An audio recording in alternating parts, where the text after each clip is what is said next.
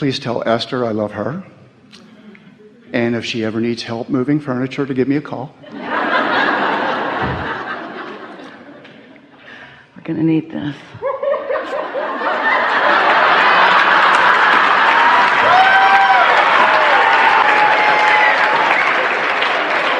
I was serious, A lot of things have been happening since my brother's death this past July. Like, my life is in review. I've been thinking things over. And I've been running into a lot of people from my childhood on. A lot. I'm not sure why. Because thoughts of your childhood have been activated by the experience of your brother making this transition. It isn't because he is thinking about that and you're picking up on him. It's that around the time and subject of his making his transition, you became more contemplative of early days, and you just activated more of those vibrations. And you know then what law of attraction does with that. Okay, well then that makes a lot of sense to me. Anything that's active within you, you're going to see more of it, because this getting ready to be ready to be ready to be ready, it goes across all subjects. Okay, well then it also explains how growing up was unpleasant at home. It wasn't good. Yeah. But I had a very vivid imagination. Yes. And if I would see romantic scenes on television, I thought, well, that's love. So even in the first grade, I would see pretty girls, and I would, in my mind, say, well, she's my girlfriend. And so I had a list of girlfriends, and that's sort of, but I maintained that, believing this is love. And so one time, not too far from home, I'd often walk around by myself, and I found this grass alley that I never knew was there, and I walked down the alley, and then there was one spot where it was just warm. It was warm. And then there was another location, maybe a half mile away. It's just on a corner of a street. Same sensation. And so moving forward a little bit, you get into that dating stage. You're dating different girls. And, well, this is love, I thought, but it really wasn't. Then right before... Well, maybe not. But it was getting ready to get ready to get ready. You can't be other than whatever your point of attraction is, and that's okay. So whatever your point of attraction is then gives you the experience that causes more launching of rockets of desires, and therefore more definition between what your inner being knows you really want and where you are. It's all good. Well, I had no idea of the law of attraction or the rockets of desire. I just would... You don't need to know about gravity not to fall up either. Experience gives you a lot of information, doesn't it? I'm realizing that now. I didn't see how these things were falling into place until that one time I'm walking down towards that corner I'd mentioned. And walking around the corner was the sweetest, prettiest, cutest little kitten girl. It was love at first sight. I knew the girl she was walking with. I get a phone call the next day. Says, this girl likes you. And I'm thinking, wow, I'm really, happy and all that. And so we started dating. And I remember the first time I kissed this girl, I was like, wow, my knees buckle and I'm in love and all that. It was wonderful. But I couldn't date her for long because of, again, problems at home. I really couldn't take her to social events, and there was formal dances. I couldn't do it. And I was trying to hide from everybody the circumstances I was living with, so I break up with this girl. And I really broke my own heart. And I thought it was all forgotten, but it's sort of coming back. But anyway, what I didn't understand was, as time moved on, I would push love away if it was available. We want to interject something here, Sure. just very briefly. We want you to realize that every time you say, I didn't understand, you're speaking from a place of now understanding. And it serves you to speak from your now understanding place as much as you can. Because whenever, from a place of understanding, you say, then I didn't understand. You introduce resistance into what you now understand. Yeah. That's why looking back is usually not very productive or satisfying. But continue. Eventually, I happened to come across who would become my wife and still is.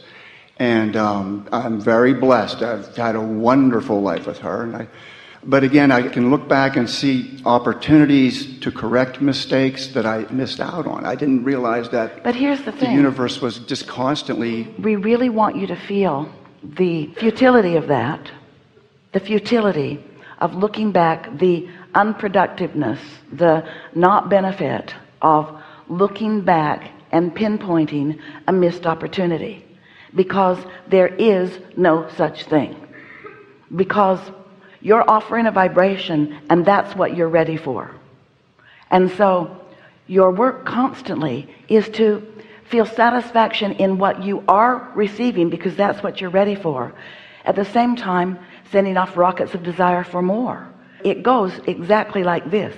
So here you stand, life's coming to you, you're acknowledging life as it comes, and from it you are discerning what you do want and what you don't want, what you don't want and what you do want, and launching these rockets even at less than really aware consciousness. In other words, you aren't often even saying the words, but an experience of knowing what you don't want, there is a natural knowing of what you do want. And so you launch that rocket, and it becomes a part of your vibrational reality, where it is tended to is not quite the right word, because we don't want you to feel that you're being protected, but your inner being is embracing and becoming and constantly aware of all of the components that you've been asking for.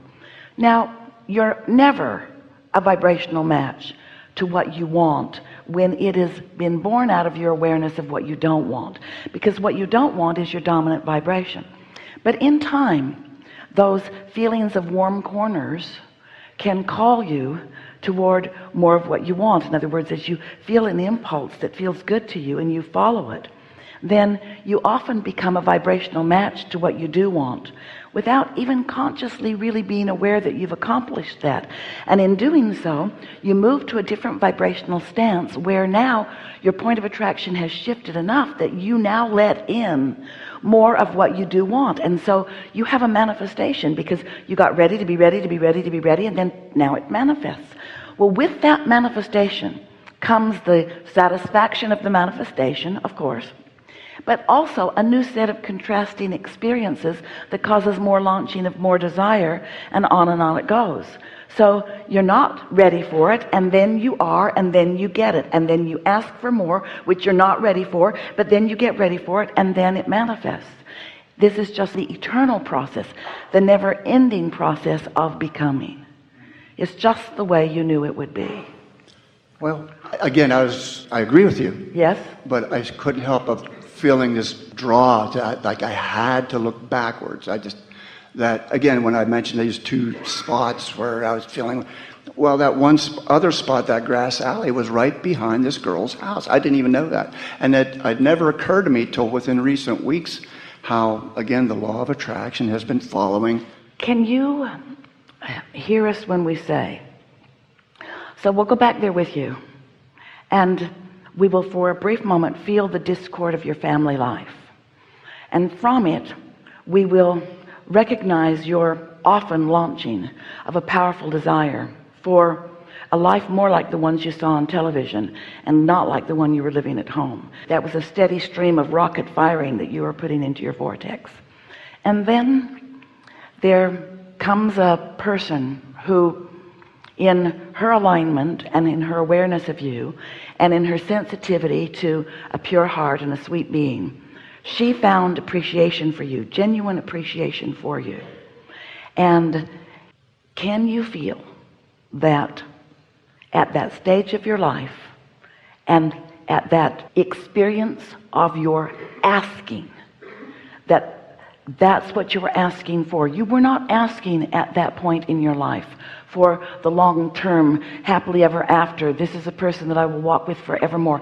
That's not what you were asking for. That's not what you were ready for. And that's not what happened. But what you were ready for was someone to see you from a perspective of source. What you were ready for is someone to flow some genuine appreciation towards you. What you were ready for was to recognize that you are lovable and that you are worthy and that you are valuable, that you are valued. That is what you were ready for, and that is what you received. And there was no missed opportunity. There was no lost love. There was nothing that you missed out on.